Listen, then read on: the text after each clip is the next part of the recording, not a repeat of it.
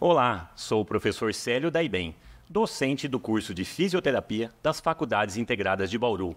Estamos iniciando mais um Fisioterapia em Movimento, o programa que tem o objetivo de levar informações de saúde, bem-estar e qualidade de vida aos nossos espectadores. Hoje abordaremos um tema muito importante, de grande relevância para a saúde pública, que são as queimaduras. E antes de apresentar a nossa convidada, trago um dado do Tratado Brasileiro de Queimaduras, do Dr. Edmar Maciel, que diz o seguinte: estima-se que no Brasil ocorram em torno de 1 milhão de queimaduras por ano. Destes, 100 mil pacientes procurarão atendimento hospitalar e cerca de 2.500 irão falecer, direta ou indiretamente, de suas lesões. Nesse sentido, é muito importante conhecermos as suas principais causas para que possamos prevenir esses acidentes que são muito comuns com as queimaduras. Então, gostaria de agradecer o convite agradecer a presença da doutora Cristiane Rocha, que é médica cirurgiã plástica, responsável pela unidade de queimaduras do Hospital Estadual de Bauru, ela que é membro também da Sociedade Brasileira de Queimaduras. Doutora Cristiane, muito obrigado por estar aqui nos estúdios da TV FIB para esse bate-papo sobre queimaduras. Se você quiser se apresentar, conta um pouco da sua história, da sua formação e como você chegou a estar há tanto tempo assim na unidade de queimaduras do Hospital Estadual. Bom, em primeiro lugar, eu gostaria de agradecer ao convite. É sempre um prazer falar sobre queimaduras, que é uma paixão para mim, né? Você me conhece há tanto tempo, você trabalha comigo há tanto tempo dentro da unidade de queimados. E quando eu falo que é uma paixão, realmente é uma paixão trabalhar com queimaduras. Eu gosto disso e eu faço com prazer, né, trabalhar lá. Eu me formei em cirurgia plástica e, a princípio, eu trabalhava com cirurgia plástica, tanto estética como reparadora. E dentro da cirurgia plástica reparadora, você tem o tratamento com queimados, tratamento com tumores, tratamento com pacientes acidentados, na recuperação desses pacientes. E aí a vida foi me levando por caminhos que hoje eu já não faço mais a parte de estética, né? Hoje, a parte de estética, eu só auxilio alguns profissionais, mas eu trabalho apenas no consultório com medicina, com cirurgia plástica reparadora e na unidade de queimados, né? Eu fui indo realmente para esse caminho da medicina plástica reparadora. E o queimados ocupa um lugar especial no meu coração. Eu gosto realmente disso, né? Eu faço parte da Sociedade Brasileira de Queimaduras e eu acabo dedicando uma grande parte do meu tempo para esse tipo de paciente. Infelizmente, é um tipo de doente muito carente de atendimento, onde não são todos os profissionais dessa área que gostam desse tipo de atendimento, que gostam de mexer com esse tipo de atendimento, enfim, com tudo aquilo que você tem que desprender para tratar esse paciente, né? Um paciente difícil de ser tratado. E alguns profissionais gostam desse tipo, e aí a gente tem que realmente se dedicar a eles. Sim, excelente. Eu ouvi uma frase do Dr. Drauzio Varela, dizendo que realmente é uma meia dúzia de abnegados que acabam se interessando pelo tratamento de queimaduras, que é um tratamento complexo, né, que exige muita dedicação e, assim, lidar com a dor do paciente, um processo longo de tratamento, né? Enfim. Mas, como você disse, tocou o nosso coração, né? Eu falo nosso porque trabalhamos juntos há 20 anos, praticamente, desde a inauguração da unidade de queimados do Hospital Estadual, né? Exatamente. Bom, então, para a gente aprofundar nesse assunto, eu gostaria que você começasse definindo para a gente o que é queimadura. Como a gente pode definir uma queimadura? Queimadura é toda vez que o nosso corpo entra em contato com alguma fonte de calor. Seja essa fonte de calor o fogo, ou algum tipo de líquido quente, ou eletricidade, alguma coisa que gere calor, né? Toda vez que o nosso corpo entra em contato com essa fonte de calor, dependendo do tempo que a gente fica em contato com essa fonte de calor e a temperatura, né, dessa fonte de calor, vai gerar alguma lesão na nossa pele ou até mesmo nas nossas vias aéreas, né? Então imagina assim, quando a gente sai no sol, né, e a gente fica muito tempo com a pele exposta ao sol, quando a gente chega em casa e a gente tira a roupa, a área que estava exposta ao sol, essa pele está mais avermelhada, está mais escurecida, e a parte que estava protegida pela roupa, a pele está mais clara. É a mesma coisa. Imagina quando você tem uma explosão de alguma coisa, aquele ar quente, e a gente inala esse ar quente. Da mesma forma que esse ar quente, ele queima a nossa pele, a gente sente a nossa pele queimando, sente a nossa pele ardendo, a hora que a gente inala esse ar quente, ele também queima as nossas vias aéreas, né? Então, a queimadura não é só da nossa pele, você também pode ter uma queimadura das nossas vias aéreas. Então, a queimadura é toda vez que a gente tem o contato com alguma fonte de calor, seja ela o ar quente, seja ela o fogo, seja ela um líquido quente, a eletricidade, um produto químico, uma reação de produtos químicos, você tem uma fonte de calor, você pode ter uma queimadura. Ok, perfeito. Então são várias as fontes de calor. Esse líquido quente pode ser o café quente, o óleo quente, a água quente, aquele acidente doméstico, quente, né? O chá, que é muito comum. E, se não me engano, acho que as principais causas de queimadura ainda são crianças, acidente doméstico e por escaldo, né? Exatamente. A gente tem, principalmente aqui no interior, a gente tem muito costume de usar aquelas toalhas compridas em cima das mesas, né? Sim. E aí as mães chegam e colocam os bules, né? As chaleiras com chá, leite, enfim, a sopeira em cima da mesa, a criança vem, puxa a toalha, a hora que a criança puxa a toalha, derruba tudo que está em cima da mesa na criança, e aí você derruba esse chá, a sopa, enfim. Uma outra coisa, um costume que as pessoas têm, que acaba causando os acidentes com as crianças, é você coar café com a criança no colo. É um segundo que a mãe vira o rosto para o lado, a criança bate a mão no coador e vira o café fervendo na criança. Ou senão, uma outra coisa muito comum é você acabar fritando, né? Enfim, a batatinha, o bolinho, com o cabo da panela para fora do fogão. Então, o cabo da panela para fora do fogão, a mãe fazendo alguma coisa com o óleo fervendo, a criança vem, bate a mãozinha no cabo da frigideira e isso vira a frigideira com o óleo fervendo em cima da criança. E aí a criança acaba derrubando todo esse óleo fervendo da cabeça até nos pés. Resumindo, criança não é para ficar na cozinha, auxiliando. Hipótese alguma. Auxiliando como um Masterchef. Lugar de criança não é na cozinha, não é na com cozinha. certeza. Sem dúvida. E esses dados, você tem dados da nossa unidade aqui de Bauru em relação a dados epidemiológicos sobre as queimaduras? Eu trouxe os dados, mas assim, os dados que nós temos são os dados das internações. Né? Quando você compara com os dados epidemiológicos, de literatura e tudo mais, você tem realmente isso, que as maiores acidentes são em crianças e são com escaldo. Porque isso daí você pega também os acidentes que acabam acontecendo, os acidentes menores, que são tratados ambulatorialmente. E não necessariamente gerarão internação. Exatamente. Então, os dados de internação, eles podem ser um pouco diferentes. Exatamente. Quando você pega os dados de internação, aí muda um pouco o perfil do acidente, porque daí muitas vezes você não precisa internar.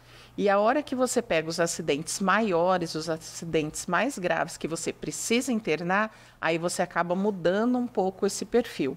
E aí você sai desses acidentes com escaldo, que são esses acidentes com líquidos quentes, e você vai para uns acidentes maiores, que são os acidentes com fogo, que daí normalmente são os acidentes mais graves, que daí com certeza o paciente vai precisar de internação.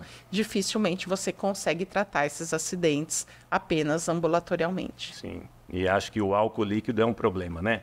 Que é uma cultura do Brasil, por ter muita cana, usina, e a gente adquiriu uma cultura erroneamente de usar o álcool líquido para tudo, né? Para limpar a casa, para acender churrasqueira, não é? E antigamente, uma coisa que você tinha era usar apenas o álcool líquido, né? O álcool 70, que se usava. E com o passar dos anos, foi se usando também o álcool combustível. O etanol. Né? O etanol.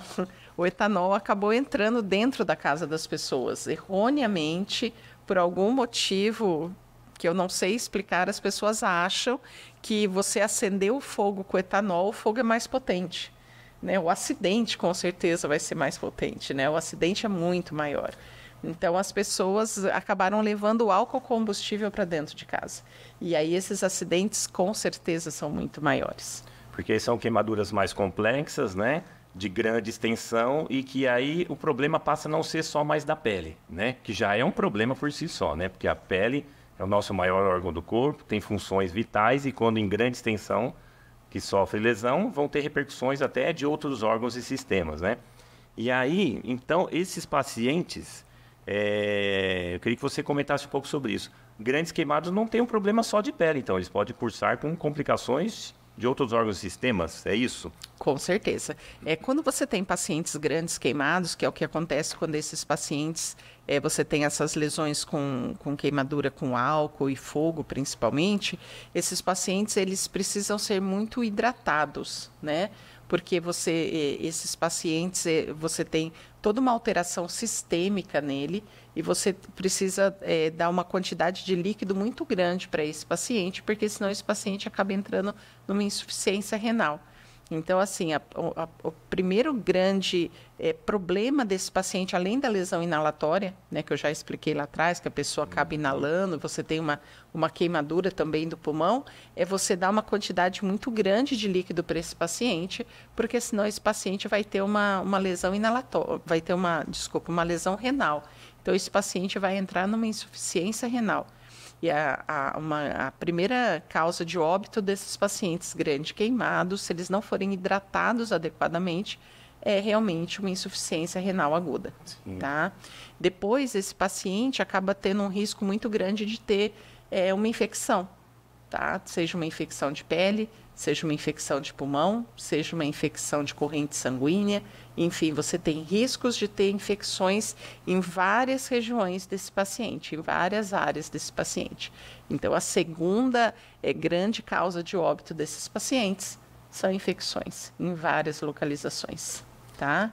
Então, assim, são pacientes que acabam se tornando de alto risco por uma queimadura num churrasco de domingo, que você acabou levando o etanol para dentro de casa e você acaba tornando esse paciente um acidente e você acaba tornando esse paciente de alto risco por uma bobagem e que é uma queimadura, que você lesa a pele, que você lesa pulmão e aí você não hidrata suficiente porque você não consegue hidratar suficiente e vai entrar numa insuficiência renal. Você vai ter uma insuficiência renal, depois você vai ter um risco muito grande desse paciente ter infecção, e aí esse quadro pode piorar cada vez mais, e muitas vezes, como você viu na estatística, esse paciente acaba evoluindo a óbito, infelizmente. Nossa, sem dúvida, né? Então é uma condição muito complexa, né? Eu costumo dizer para os alunos que fazem estágio lá com a gente no hospital, que das nossas 6 UTIs do hospital, essa é a mais complexa, né? Porque realmente são pacientes politraumas, né? Críticos e com repercussões orgânicas diversas, né? É o paciente mais grave, acho que, do hospital, né? Com grande risco de óbito. Em contrapartida, a gente também tem um dado interessante que, assim, houve uma grande melhora na abordagem dos pacientes grandes queimados, né? Esses que têm essas repercussões sistêmicas, né? Como você mesmo comentou. Então, melhorou-se muito aquela atuação nas primeiras 24 horas com a grande hidratação, a reposição volêmica que a gente fala, né? Então, eles passaram a sobreviver mais ao choque circulatório hipovolêmico.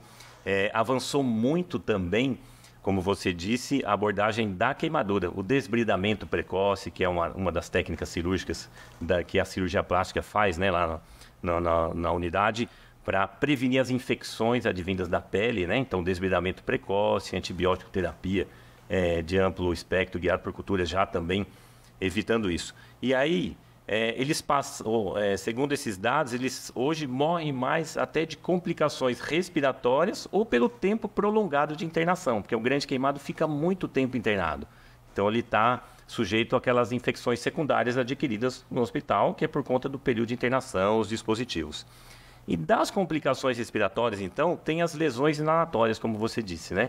E aí, existe uma classificação, né? Ela pode ser por monóxido de carbono, que é a inalação por monóxido de carbono, a lesão que a gente chama de supraglótica, que envolve só via aérea superior, Sim. que é típica de churrasqueira, né? Que não vai para o pulmão, mas ela causa um edema de via aérea superior, que obstrui a passagem de ar, Ou um terceiro tipo, quando tem um inalante químico, né? Um produto químico, que aí sim ela pode cursar com até uma síndrome de desconforto respiratório agudo, que é uma condição grave pulmonar, que exige ventilação mecânica por muito tempo, né? Então, acho que esse também acho que é um dado interessante, né, doutor? A questão de potencializar a chance de óbito do paciente, o fato de ter ou não lesão inalatória, né? Exatamente. Existe uma estatística americana que fala que um paciente com uma queimadura, uma lesão inalatória, você pode aumentar em até 80% o risco de óbito desse paciente, né? Exatamente mostrando isso, mostrando que pacientes que se queimam, principalmente com explosão, né, esses casos mais graves, como você falou, que são esses que têm infraglótica, que você queima realmente as vias aéreas inferiores, você aumenta muito o risco desse paciente acabar evoluindo a óbito, exatamente por ser lesões mais graves, lesões mais sérias, né? Quem não lembra do acidente que teve na Boate Kiss, né? Dúvida, né? Em Santa Maria. E aí você tem exatamente esses pacientes que têm esse tipo de queimadura, né? E que muitas vezes os pacientes não tinham queimadura de pele, exatamente, mas os pacientes tinham essa queimadura, a lesão inalatória, né? Porque elas acabaram inalando os produtos químicos, né? Por conta de todo aquele revestimento que você tinha no estabelecimento, sim, lá que eles estavam. Sim. Então, eles tinham essa lesão inalatória e esses pacientes vão evoluindo a óbito por essa lesão inalatória, né? Então, eram pacientes jovens, pacientes que não tinham lesão na pele, eles não tinham queimadura na pele, mas que eles acabavam evoluindo a óbito, sejam ali naquele início, logo no começo eles eram tirados e já iam a óbito, ou senão eles iam para casa e depois de 12 horas, depois de 24 horas, procuravam o hospital e iam a óbito, né? Que foi toda aquela situação comovente, porque eram todos jovens, sim, adultos jovens, sim, mas exatamente por conta disso, por terem uma lesão inalatória. E não é em todo lugar que tem unidade de referência em queimaduras também, muito menos para absorver num contingente desse de uma tragédia, né? Exatamente, aquele número de jovens que estavam se queimando e pessoas que tinham noção do que estava acontecendo. Demorou para as pessoas entenderem tudo o que estava acontecendo e poderem agir e socorrer adequadamente aqueles adolescentes, né? Nesse sentido, falando em unidade de referência em queimaduras, né? Bauru tem uma unidade de referência em tratamento de queimaduras, né? No alta complexidade. Bauru, de alta complexidade. Eu gostaria que você comentasse como que é a estrutura dessa unidade, estrutura física, e quem é a equipe multiprofissional que compõe uma unidade de referência em queimaduras. O Hospital Estadual, ele tem uma unidade de alta complexidade, né? Nós somos... pelo Ministério da Saúde, nós somos reconhecidos como alta complexidade e nós temos uma equipe multidisciplinar que conta com um cirurgião plástico diarista, né, que sou eu, né, diarista, sim, da unidade, e nós temos mais um cirurgião plástico plantonista todos os dias, um clínico plantonista, intensivista, um pediatra plantonista, todos os dias também, todos os períodos, e nós temos um fisioterapeuta todos os períodos. O Célio faz parte dessa equipe de fisioterapeuta. Nós temos a TO, nós temos também a assistente social, psicóloga, nutricionista, fonoaudiólogo, a equipe de enfermagem, que nós temos uma enfermeira também, que é diarista todos os dias, e aí nós temos os enfermeiros assistenciais e os técnicos de enfermagem. Uma equipe grande. Completa. E todos os dias nós fazemos uma reunião multiprofissional para discutir os pacientes da UTI, para fazer um acompanhamento de perto desses pacientes com toda a equipe multiprofissional. Muito interessante, né? E a gente costuma dizer que a unidade é um mini hospital dentro do hospital, né? Sim. A ideia é o paciente não sair da unidade, então ele tem sua UTI próprio, seu centro cirúrgico próprio, não é? Isso, nós temos a enfermaria, o centro cirúrgico e a UTI dentro do mesmo espaço. O único paciente que não fica o tempo todo dentro da unidade são crianças quando precisam de UTI. Porque como nós não temos um intensivista pediatra lá dentro o tempo todo, então quando a criança precisa de UTI, ela desce para a UTI pediátrica e aí assim que ela tem alta da UTI, ela volta para a unidade de queimados. Mas tirando essas crianças, todos os outros pacientes, eles ficam o tempo todo, durante toda a internação, dentro dessa enfermaria, dentro desse local da unidade de queimados. E quando a gente fala assim, durante toda a internação de um paciente queimado, ela varia de 3 dias, né, que é o tempo mínimo que a gente tem de internação, até pacientes que já ficaram internados lá praticamente 1 ano. Né? Então, assim, são pacientes que ficam realmente muito tempo, dependendo a extensão da área queimada, o grau da queimadura, esses pacientes ficam 2, 3, 6, 8 meses, 1 ano internados, e eles ficam o tempo todo nesse mesmo local. Todos os procedimentos cirúrgicos são feitos nesse centro cirúrgico, e elas ficam lá o tempo todo convivendo com essa equipe, que são sempre os mesmos. Por isso que a gente fala assim, acaba se tornando uma família, porque eles convivem com as mesmas pessoas durante todo esse período. Essa é uma característica, né? São unidades complexas, né? De baixa rotatividade, né? Porque o tempo de internação é prolongado. Sim. Um custo elevadíssimo. Né? Sobretudo é o SUS quem cuida de pacientes queimados, unidade de referência, aliás, como outras coisas caras e complexas, né, no Brasil. Exatamente. Né? Transplante de órgãos, né? 95% dos transplantes no Brasil são feitos pelo SUS e o Brasil é o segundo país que faz mais transplante do mundo, não é? Salvo engano. E a unidade de queimados não é diferente, né? É um tratamento caro, complexo e que a gente depende do SUS. Não são muitas as unidades de referência, né? Por isso também a nossa unidade acaba contemplando não só a nossa região, mas o estado todo de São Paulo, né? Exatamente. No estado de São Paulo inteiro, infelizmente, são somente 14 unidades para o estado todo. Então, nós atendemos não somente a região de Bauru, mas o estado de São Paulo inteiro.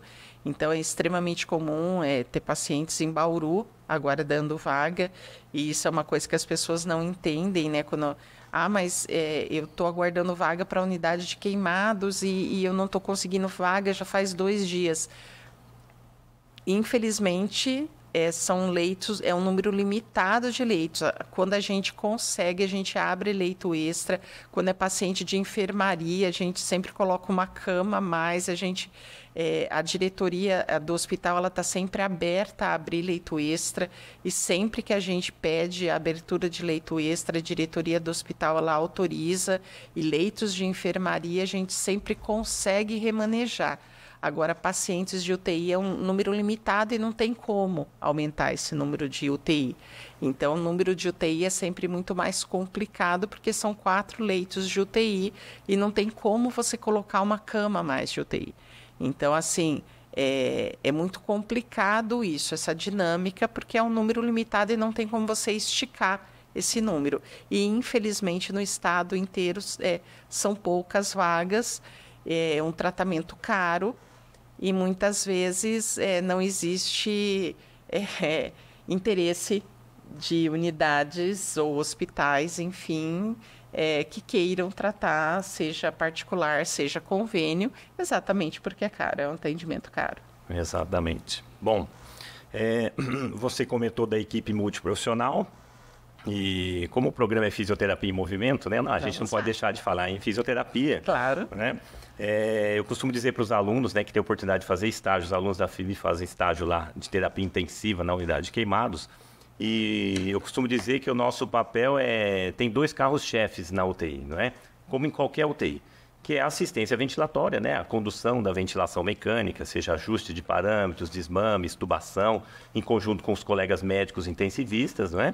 E o segundo carro-chefe é a mobilização precoce, né? Os pacientes devem ser mobilizados precocemente, né? Como qualquer paciente de UTI, né? A UTI do passado era o paciente sedado profundamente em repouso absoluto, né? Já há mais de 20 anos esse paradigma mudou e hoje é despertar diário do paciente sempre que possível e a mobilização precoce. Porque o paciente imobilizado, ele tem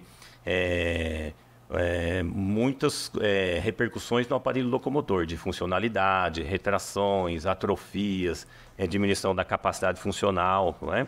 Então, e além disso, o paciente queimado tem a pele que, se a gente não movimenta, não posiciona, ela retrai, tem contraturas, ele vai perder o movimento e vai ficar com deformidades que vão atrapalhar a sua funcionalidade, não é? Mas, para não parecer que eu estou vendendo meu peixe, você poderia comentar um pouco, Cristiane, doutora Cristiane, o papel da fisioterapia no seguinte sentido, né? Porque eu comentei aqui durante a internação, mas vale lembrar que uma vez o paciente tem alta da unidade de queimaduras, já está epitelizada, cicatrizada a queimadura, ou via enxerto de pele, procedimento da cirurgia plástica, né? Ou espontaneamente, a depender da profundidade da queimadura, mas há uma fase de maturação da queimadura, né? Que isso tem um tempo. Então, esses pacientes devem ser acompanhados a longo prazo pela fisioterapia, é isso, doutora? Exatamente. Todo paciente, quando ele recebe alta, ele é acompanhado pela cirurgia plástica, tá? Isso, o tempo de acompanhamento vai depender da profundidade da queimadura, né? Do tipo de sequela que esse paciente ele pode vir a ter. Então, depende do grau da queimadura e do tipo de cicatrização. Mas, assim, sem medo de errar, eu posso falar que pelo menos uns 70% dos pacientes que recebem alta da unidade de queimados, eles são encaminhados para um acompanhamento no ambulatório, né, no pós-alta, para um acompanhamento de fisioterapia, né? E aí esse acompanhamento é exatamente para que evite que esse paciente tenha algum tipo de retração, para que esse paciente tenha algum tipo de sequela, principalmente aqueles pacientes que têm alguma queimadura em áreas nobres, que para a gente seriam aquelas áreas de articulações, né? Por que isso? A gente fala que uma cicatriz ela está pronta, isso independente da cicatriz da queimadura ou qualquer outra cicatriz, a gente fala que ela está pronta depois de 2 anos, né? Que é o período de maturação. E aí, se você imagina que um paciente que tem uma queimadura, que já sofreu todo esse tempo internado, que fez desbridamento, que fez enxerto, fez todo esse acompanhamento, se ele for embora para casa e ele não fizer um acompanhamento adequado com a fisioterapia, esse paciente vai acabar evoluindo com uma retração. Ou seja, depois de 6 meses, depois de 1 ano, ele vai ter que passar por uma nova cirurgia plástica para fazer um novo enxerto, porque ele perdeu a cirurgia anterior. Então, assim, todo o nosso serviço vai ter sido perdido. Então, quando o paciente vai embora de alta, ele precisa fazer fisioterapia para que ele consiga manter o ganho que ele teve nessas articulações, para que ele não perca esse movimento, para que a gente tente evitar uma nova cirurgia plástica nesse paciente. Se não for possível, se esse paciente tiver algum tipo de sequela, se ele tiver alguma retração, ele vai ser acompanhado no ambulatório, ele vai ser encaminhado para o ambulatório de cirurgia plástica geral, para que ele faça uma nova cirurgia, seja uma rotação de retalho, seja um novo enxerto de pele, volta para a fisioterapia, para que ele ganhe movimento, evite uma nova sequela. Se isso não acontecer, volta para uma nova cirurgia, volta depois para a fisioterapia novamente. Então, assim, o tempo que esse paciente vai acompanhar, tanto com o cirurgião plástico quanto com o fisioterapeuta, vai depender do quanto ele vai aderir ao tratamento, o tanto que ele vai fazer de fisioterapia para que ele ganhe movimento. Se for um paciente que não adere à fisioterapia, que não faz a fisioterapia adequadamente, com certeza ele vai fazer muita cirurgia e muita fisioterapia na vida dele. Doutora Cristiane, eu acho que nós estamos até extrapolando o nosso tempo aqui, mas a gente precisa fazer as considerações finais. E tem uma frase aqui do Dr. Drauzio Varela, né, que ele diz o seguinte: uma criança que se queima, por exemplo, aos 2 anos de idade, vai carregar pela vida toda as sequelas das queimaduras, queloides, cicatrizes, enfim, o estigma das queimaduras e a prevenção nessa área, ele diz que ainda deixa muito a desejar. Como que a gente pode avançar no sentido da prevenção das unidades, das queimaduras? Nós precisamos falar cada vez mais dos riscos que as pessoas têm. Então, no início do programa, a gente estava falando sobre álcool. Eu sei que a gente já passou do tempo, mas eu vou voltar só só um pouquinho para falar uma coisa importantíssima. Cada vez mais as pessoas estão usando o álcool, né, como a gente falou, e um exemplo muito comum que eu dou. As pessoas hoje em dia usam muito uma churrasqueira, que é uma churrasqueira de tacho, né, que está muito famosa, muito comum. Então, qual que é o grande perigo que tem dentro da nossa casa com essa churrasqueira? Essa churrasqueira de tacho nada mais é do que um pote onde as pessoas colocam álcool, e isso é só um exemplo, tá, que eu estou citando. E por cima tem um tacho, né? E aí as pessoas colocam, por exemplo, o álcool gel, né? Então enche aquilo lá de álcool gel, colocam fogo. Com o passar do tempo, a chama do álcool gel é uma chama transparente, é uma chama azulada, e que as pessoas têm dificuldade de conseguir enxergá-la, né? Dependendo do tipo da iluminação da casa, enfim. E aí as pessoas estão fazendo comida nesse tacho e elas olham e tem o tacho em cima e falam, acabou o álcool, né? Não está mais cozinhando, não está mais esquentando o tacho. Então eu olho para você e falo assim, ergue esse tacho. A hora que você ergue, eu vou jogar mais o álcool, tem fogo ali, tem chama, só que a gente não consegue enxergar. E aí, a hora que eu jogo, o álcool bate, pega fogo e vai em você e acaba te queimando, tá? Só que isso não acontece só com o álcool em gel, isso acontece muito comum com o álcool líquido, né? E o álcool líquido, a explosão é ainda maior. Porque com o álcool líquido não é só o álcool que pega fogo, o vapor do álcool também pega fogo. E aí, a hora que eu jogo o álcool líquido, que a força ainda é maior, o álcool líquido bate, pega fogo em você, o vapor do álcool normalmente vai e pega fogo nas pessoas que estão em volta. Com o etanol, que tem um poder ainda de explosão sendo maior, a hora que eu jogo o etanol, a explosão ainda é maior, pega fogo em você, nas pessoas que estão em volta, em mim, e aí acaba queimando várias pessoas. Então, isso foi só um exemplo, e eu citei essa churrasqueira em tacho, mas isso acontece com a churrasqueira normal a carvão, com as pessoas que colocam fogo no lixo, com as pessoas que têm o costume, enfim, de colocar no inverno acender lareira, ou se não, colocar fogo no banheiro, né, naquelas latinhas de álcool para esquentar o banheiro. Enfim, isso é super comum. Então, assim, infelizmente, né, não dá para continuar acendendo fogo com álcool, seja ele o etanol, o álcool líquido, o álcool em gel. Não dá para continuar usando esse tipo de coisa, porque é um segundo que as pessoas se distraem e, assim, são acidentes que você vai se arrepender para o resto da vida, e você... são as pessoas que estão ao seu redor, e são acidentes gravíssimos. Hoje, por exemplo, dos 16 pacientes que a gente tem internado lá, e você Sim. sabe disso, Sim. dos 16 nós temos 11 pacientes que são acidentes com álcool. Acidentes com álcool. É um absurdo, né? Então, A estatística é muito alta. Então, assim, se eu puder deixar um recado, não usem álcool, não tenham álcool em casa, porque, assim, é muito grande o número. Muito grave. O etanol jamais, né? Jamais. Etanol jamais. Só serve para carro. É instrução, porque são acidentes totalmente evitáveis, né? Com certeza. Enfim, e a prevenção é a melhor forma para a gente, né, diminuir um pouco, sabe, essa tragédia que são essas queimaduras. Uma tragédia. Que ficam, quando sobrevive, fica sequela para o resto da vida, né? Bom, doutora Cristiane Rocha, foi um prazer inenarrável recebê-la aqui nos estúdios da TV FIB, tá? Muito obrigada. Seja sempre muito bem-vinda aqui, conversaremos em outras oportunidades também, mas temos que encerrar, então, mais uma edição do Fisioterapia em Movimento. Até a próxima, pessoal.